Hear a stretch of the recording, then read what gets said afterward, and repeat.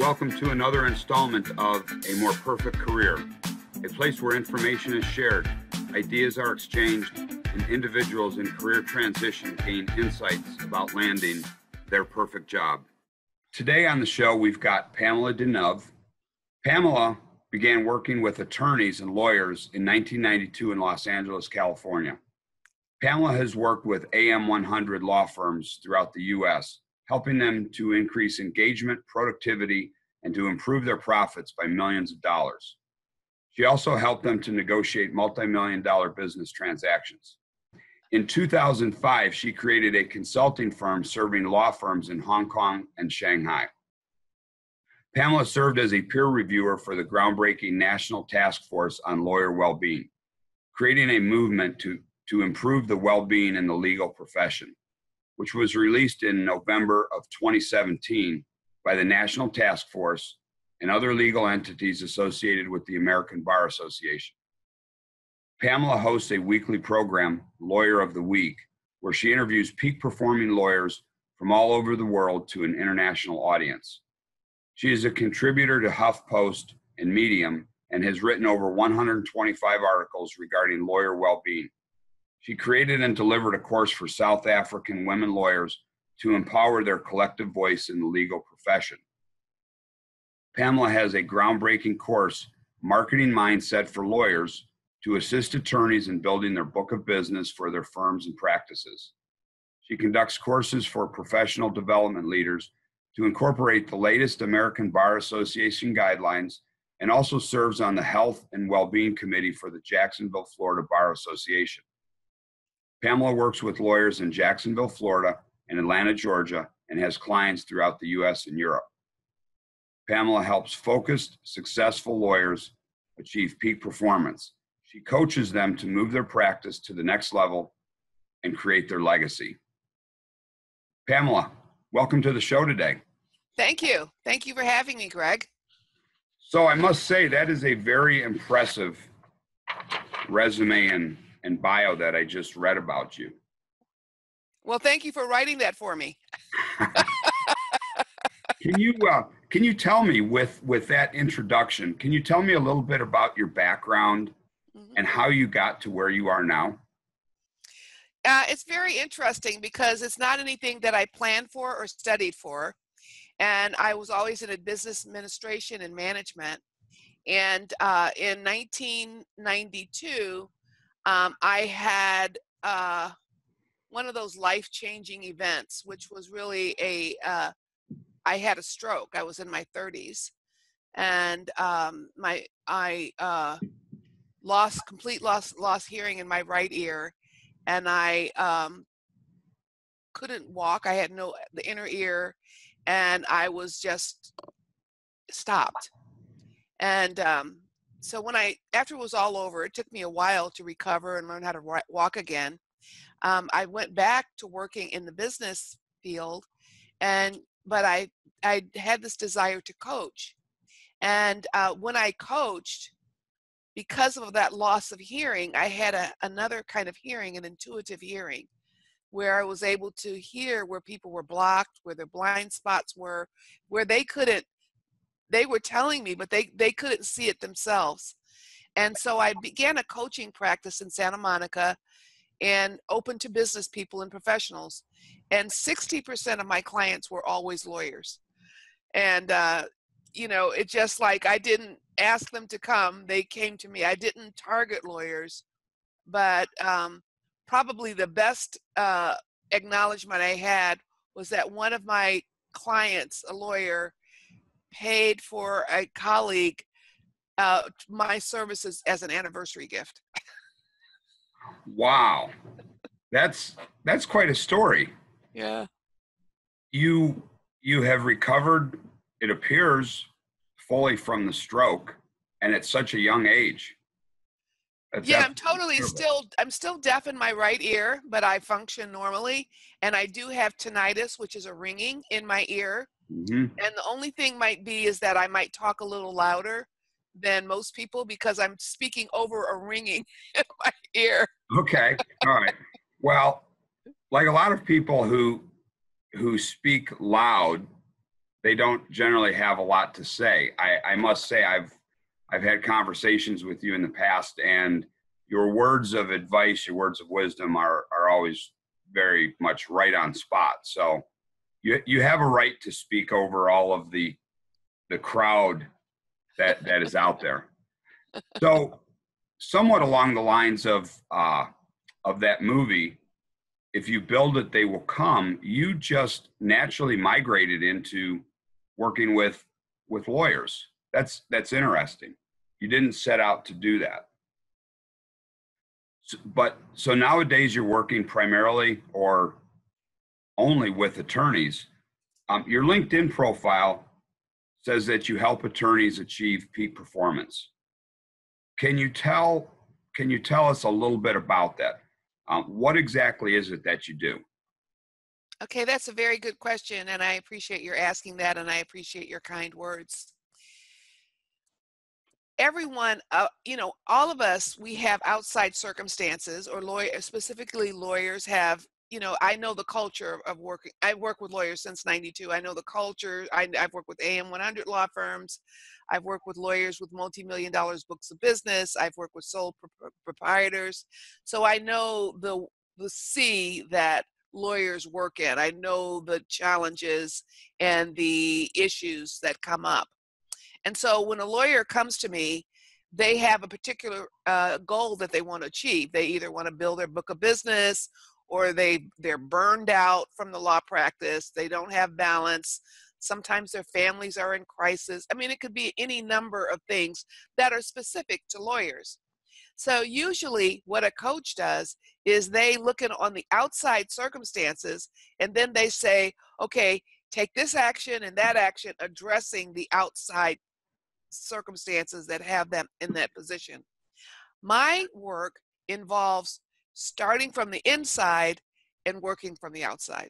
So I believe that the circumstances that a person faces on the outside are as a result of what's going on the inside.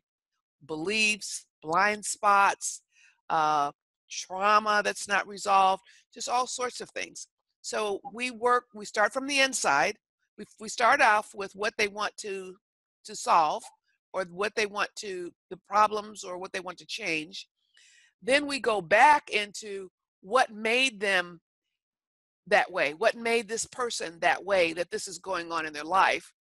And then once we find that out, we go to what's going on today. So how we go on to what's going in their life is I have them draw the floor plan of the first house they lived in before the age of 7, because that's when they develop their coping mechanism. That's when they developed their perception of the world. That's when they're developed most of their coping mechanisms. Science proves that that we're formed fully by the time we're 7. So once we find out what those coping skills that were developed at that age, that are probably more than likely blind spots, then we can go to what they want to do today. Build your business. Like, what's stopping you? What's the fear? Not getting along with people, or feeling offense on the defense all the time. So then we address those things, and they get right through it because they know the source of it. They're not just kind of plowing through some circumstances on the outside. Wow, that's incredible. One of the reasons I love being a coach is talking with other coaches. I very rarely have a conversation with another coach of some sort that I don't learn something myself. That's amazing, the way you walk them through that transformation. So ultimately then, what are the benefits that your clients realize from this type of coaching? Okay, so then they realize what are their hidden belief systems that have them stuck. So, once they go back to the first house, they realize, like, say, their basic operating principle might be, no matter how hard I try, I might never win. Or, everybody's against me, or, who knows what it is, I have to be in charge, or, whatever, the world is my I must dominate the world. Whatever it is, it's as plain as the nose on their face, really, but they can't see it. So once they know that, then they can look at their circumstances out there and say, okay, what in it do I want to, how do I want it to be? And then we can start working on how they don't want it to be. So for example, I have a client who's happens to be a judge, and the only happiness that this man has is when he's on the bench, but the rest of his life he doesn't like. So we got to find out why that's so. And so now we're working on, okay, how can we make the rest of your life resemble the feelings you have when you're on the bench? Wow. Okay. So within this, and uh, this might be redundant, but who would you say then is your perfect type of client?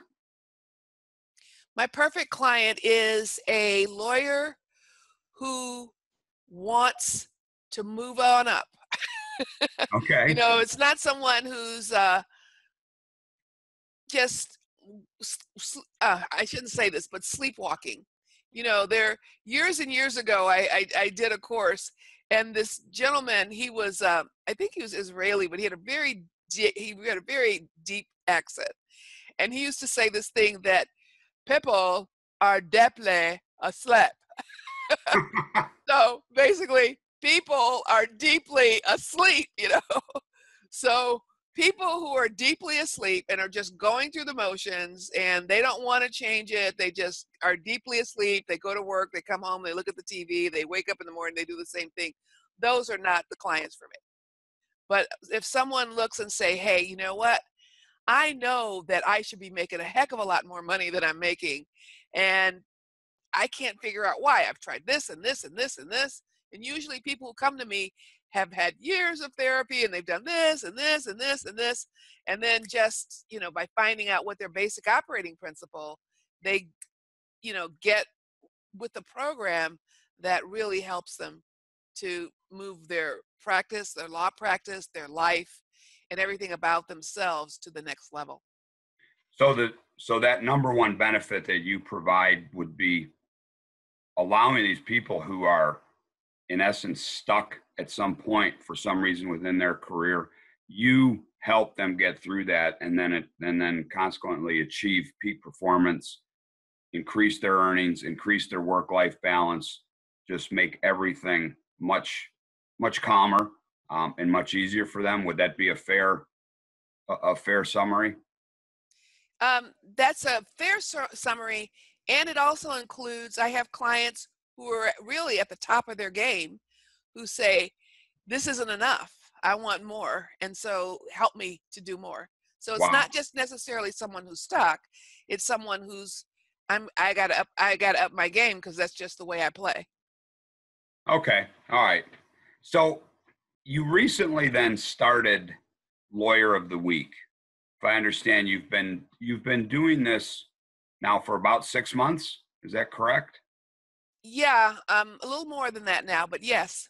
Okay. So once a week, you record an interview, much like what we're doing here. Mhm. And I must say, some of my inspiration for doing what I'm starting to do has come from you and your Lawyer of the Week. I'm doing this in the career coaching area, but the inspiration that I'm doing what I'm doing now has much of that has come from you.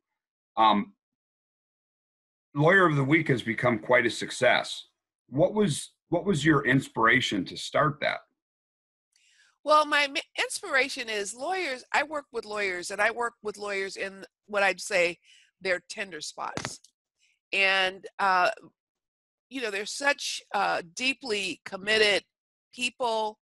I mean, they've made enormous sacrifices just to become a lawyer. I mean, the study and all that that is required. And the practice law is very, very difficult. And yet, you know, there's a perception out there that lawyers are sharks, or that they're this or they're that, or they're not human. And you know, then there's, so that's one reason, is that I wanted to really look at the human side of lawyers. And the second, it was to create a global community. You know, the lawyers are over there, they work so hard and they're kind of tunnel vision, and it's kind of nice to see, oh, this lawyer in London is doing this, or this lawyer in South Africa is doing this. This lawyer in DC is doing this. So it's really creating community of lawyers, just kind of sharing stories. And as you know, people enjoy hearing stories. So these lawyers get to tell their stories. Yes, and I've watched several of the shows. They're very, very interesting. Overall, how has this been going for you? Well, it's been really wonderful because number one, I work with lawyers. So lawyers, I sleep, uh, drink, eat, lawyers, So, and I'm not a lawyer, but my life revolves around lawyers, really. My clients, I take calls, I take emergency calls, I market with lawyers, I spend time. So, um, it really, to know these different aspects of lawyers and their passions and what they're doing, and a lot of them are doing things, some are practicing law, some have used their law degree in other ways. So it's really been really nice to kind of create this global community where people are sharing their stories with each other. What do you see as the next step then past Lawyer of the Week? The next step is, I think I'm actually I'm doing another series called Atlanta Lawyers on the Move.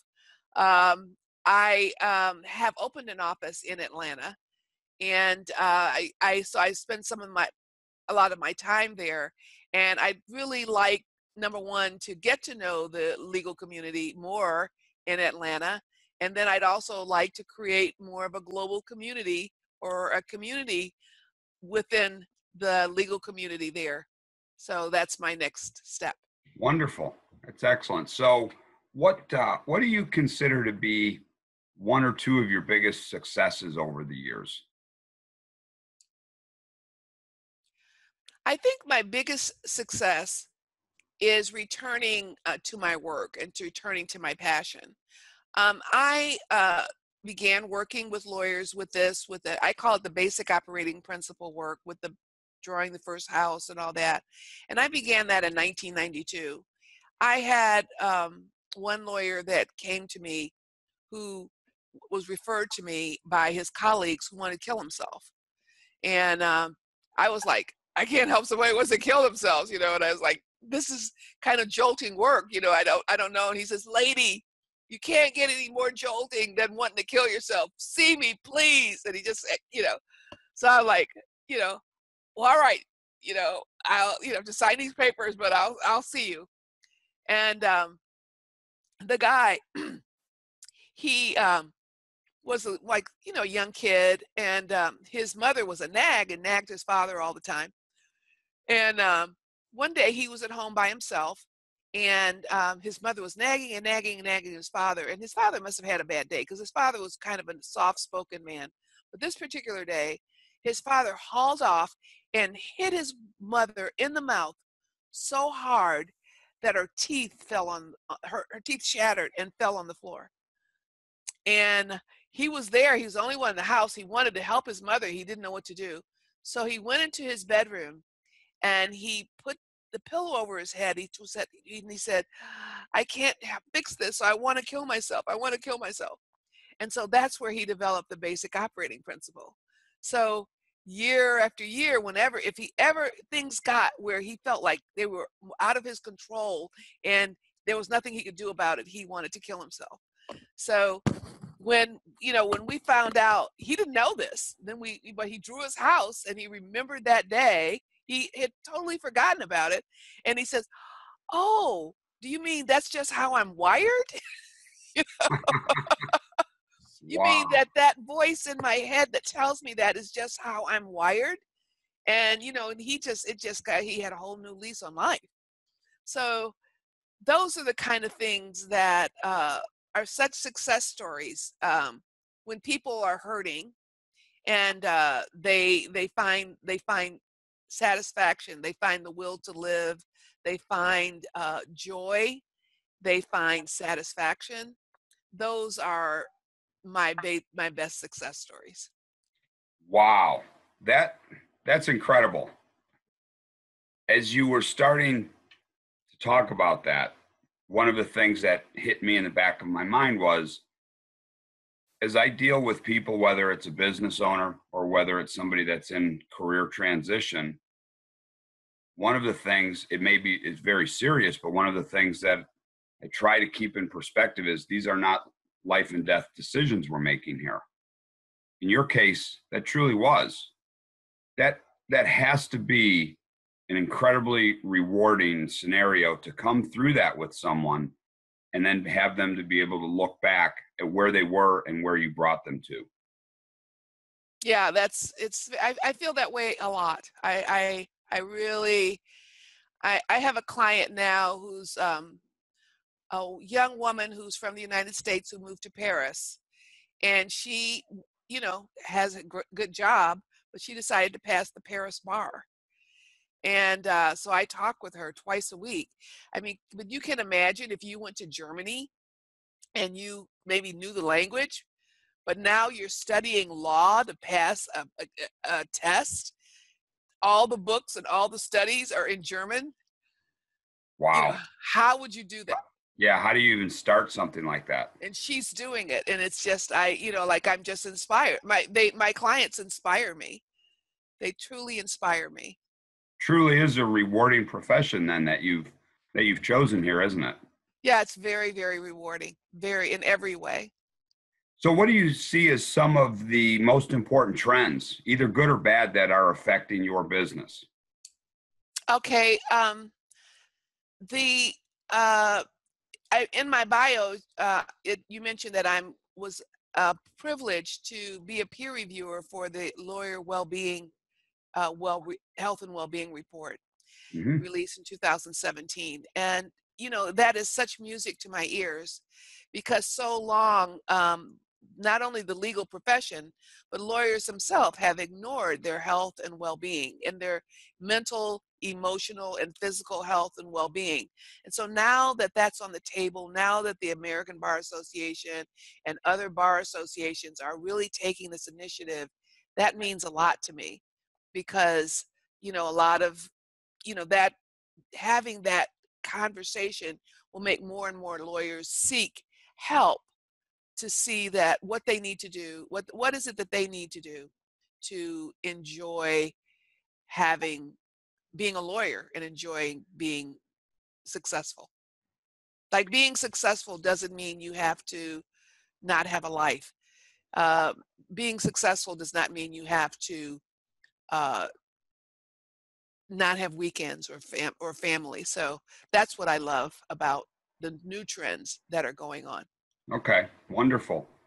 So within your space that you work within, do you have uh, other coaches that you compete with? And if so, what do you think differently than what they do?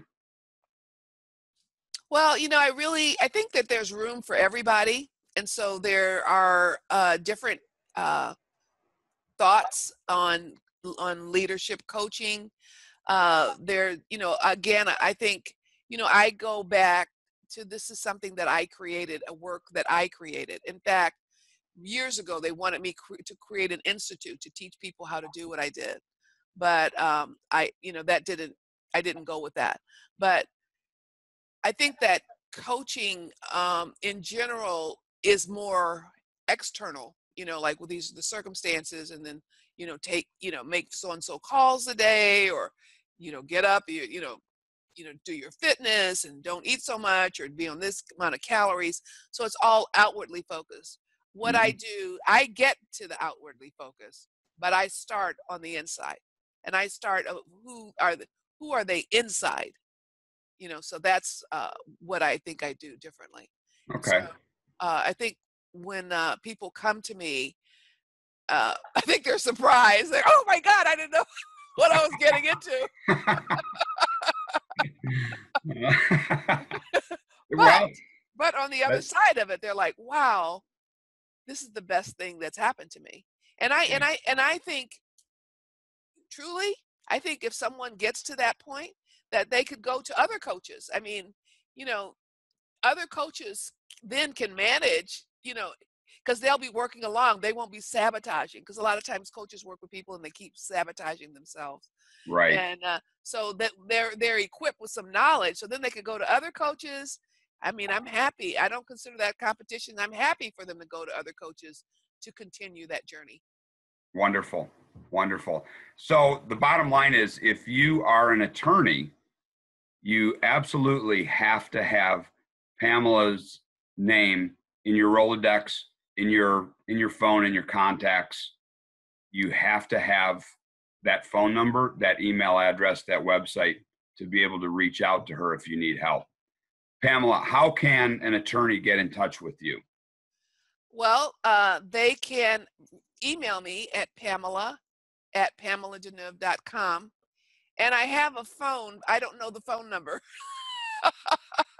I'm going to actually, at the end of our interview, I will have a slide that will come up that will have all of your contact information, so people have a way to reach you. Right. I'm Okay. I just want to say that this has been really enjoyable for me. I learn something every time I do one of these interviews, every time I talk with another coach. I appreciate you taking the time to be here with me today and to be with our audience. And are there any last parting words of wisdom that you have for all of the attorneys out there? Well, I think that to take time to, self-evaluate and wake up if you're deeply asleep. If you are just not liking life and you're not happy, you don't have to suffer. And there's a lot of help out there. And even the American Bar Association is saying, get well, make your health and well-being a priority. And so should you should do the same. Wonderful. Well, Pamela, thank you very much. Okay, my It's been a pleasure. pleasure talking with you today. Okay, great. Thank you, Greg, for having me. I feel very honored for the interview. Thank you. Bye now. Bye-bye.